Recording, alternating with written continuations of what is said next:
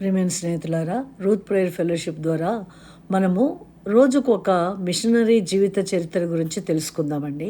Machinery జీవిత చరిత్ర మనం తెలుసుకున్నట్లయితే క్రీస్తు చిత్తముని భూమి మీద చేయటంలో మనకి వారి జీవిత చరిత్ర ఎంతో సహాయకంగా ఉంటుంది.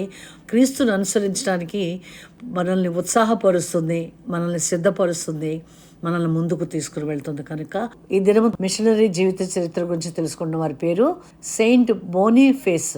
ఆయన క్రీస్తు శకము 680వ సంవత్సరంలో జన్మించారు. ఆయన జూన్ మాసము 5వ తారీఖు క్రీస్తు శకము 755వ సంవత్సరంలో ఆయన మహిమ ప్రవేశం జరిగిందండి. ఆయన జన్మించిన స్థలము ఇంగ్లాండు.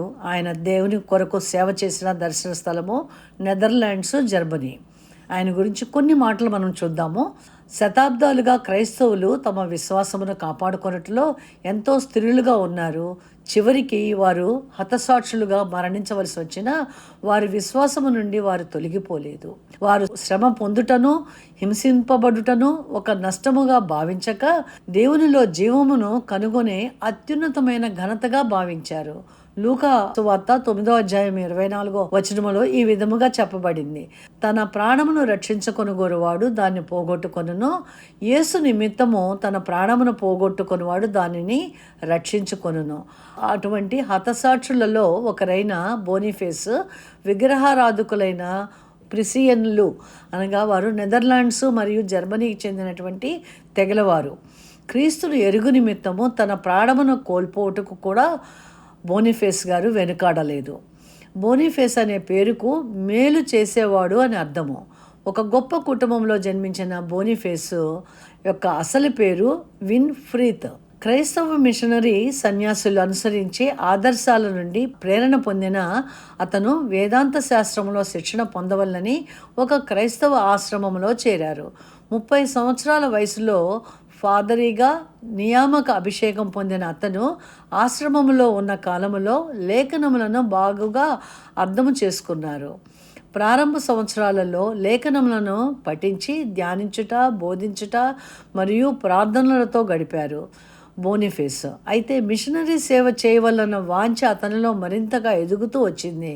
కాగా ఆ ఆశ్రమానికి నాయకత్వం వహించమని అతనిని అడిగినప్పుడు అతను తిరస్కరించి జర్మనీ తెగలకు సువార్తను తీసుకుని వెళ్ళవాలని తన మనసును దృఢపరుచుకున్నారు. ప్రిసియా మరియు జర్మేనియా ప్రాంతాలకు అనేక మిషనరీ ప్రయాణాలను చేపట్టిన బోనిఫేస్ అక్కడ సువార్తను ప్రకటించి వేలాది మందిని క్రీస్తు నొద్దకు నడిపించారు.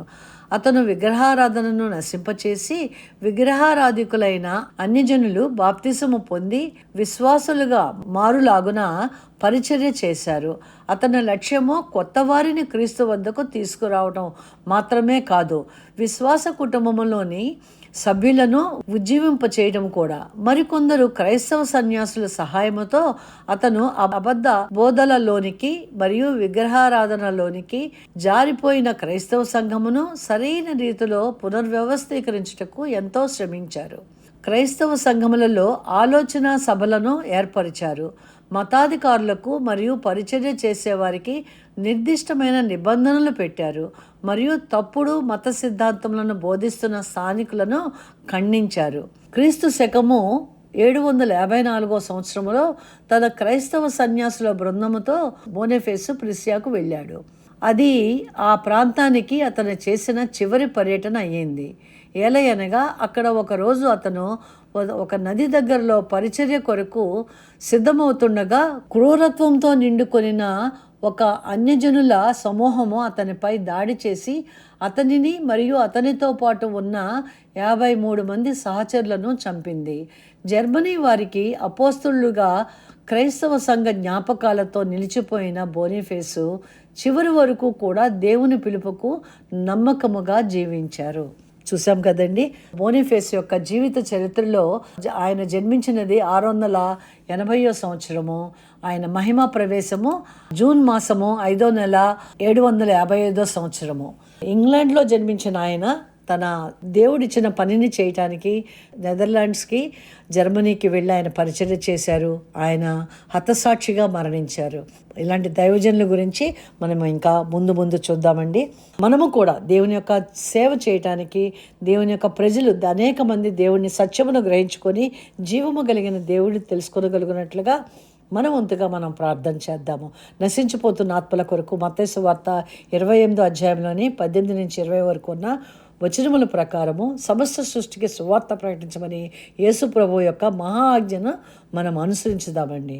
మీ అందరికీ కూడా వందనాలు.